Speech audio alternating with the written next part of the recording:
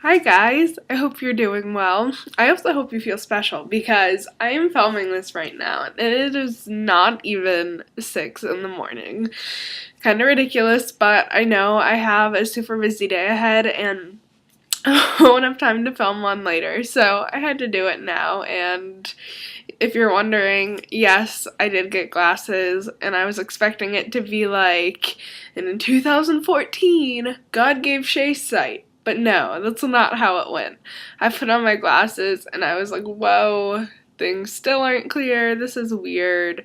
But it's because one of my eyes is farsighted and the other's nearsighted, and so they're like opposing lenses. So I think I'm just still adjusting to it. I don't know.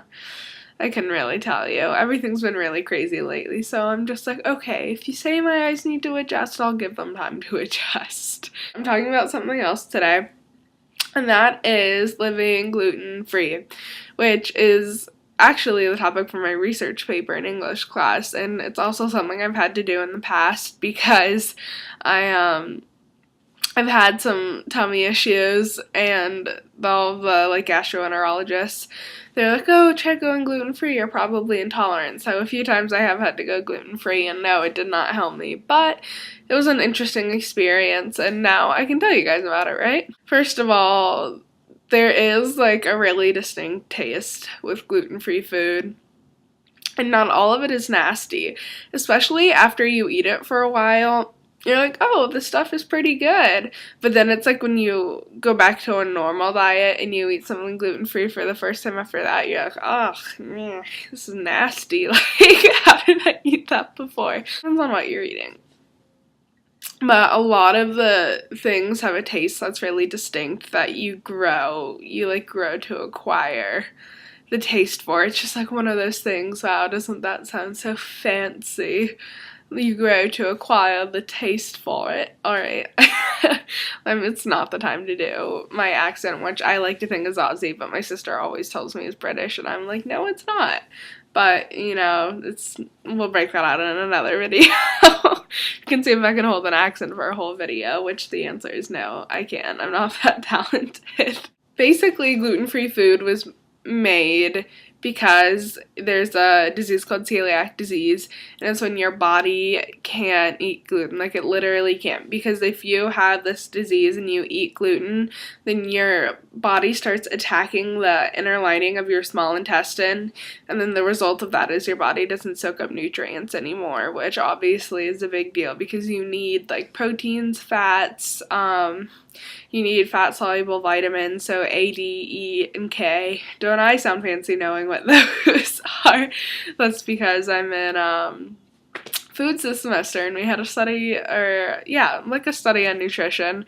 I did really well on that test. She was like, this nutrition test is going to be the hardest one. I got a 99, which I really hate it, actually. Okay, well, I don't hate it when I get 99s, but it's always like, why couldn't I have just gotten that, like, 1 point right? It's like, if I get a 99, you might as well just give me a 100 on it, but you know what? It's fine. I'll take the 99, no complaints. Yes, obviously, if you have the disease, it's really important that you eat gluten-free, and it's not an option, but for the rest of us, it is an option. We have a lot of food options in this world, and it's definitely a big commitment if you're gonna do it. So if you've ever been on the verge of it, which I don't know if you have, but it's definitely becoming more popular. I know celebrities like Miley Cyrus, Lady Gaga, Gwyneth Paltrow have all done it. I think Gwyneth Paltrow actually did it for a health issue, whereas Miley Cyrus and Lady Gaga did it to like get tone, lose weight, whatever. I don't really know all too much about that yet. Hopefully I will soon enough because it's in my research paper. But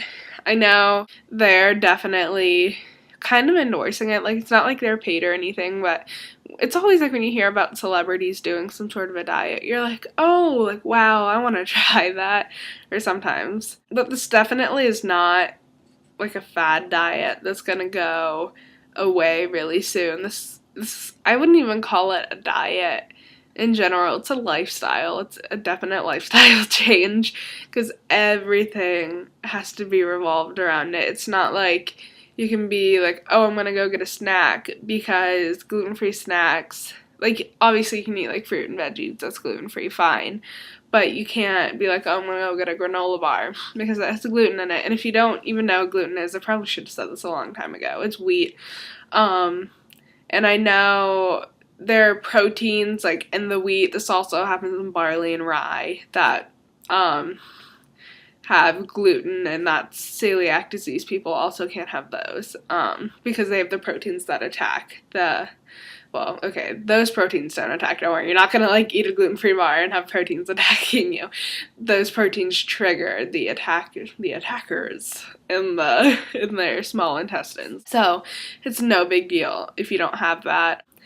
I recommend trying it. I never lasted all that long on it just because it is so difficult, and every once in a while I'm like, I want, like, not gluten-free food. I went a few weeks on it, I think. That might be a little generous, maybe a couple weeks. But I've had to, no, I think I've gone a few weeks, maybe a month on it. And I've had to do it a couple of times. A few times actually, just because it really does make you feel better because you're no longer eating the processed food. Like I said before, you're eating fresh fruits, veggies, and just the food you're eating, it's not junk. You can't eat, well, okay, I need to, like, be careful when I say that because not all gluten-free food is healthy for you. But it's definitely not the majority of the gluten-free food. It's not like the processed stuff. It's not like Twinkies. There are no, like, actually maybe there is gluten-free Twinkies. I don't know. But it's a lot healthier for you just because you're not eating all the processed food all the time.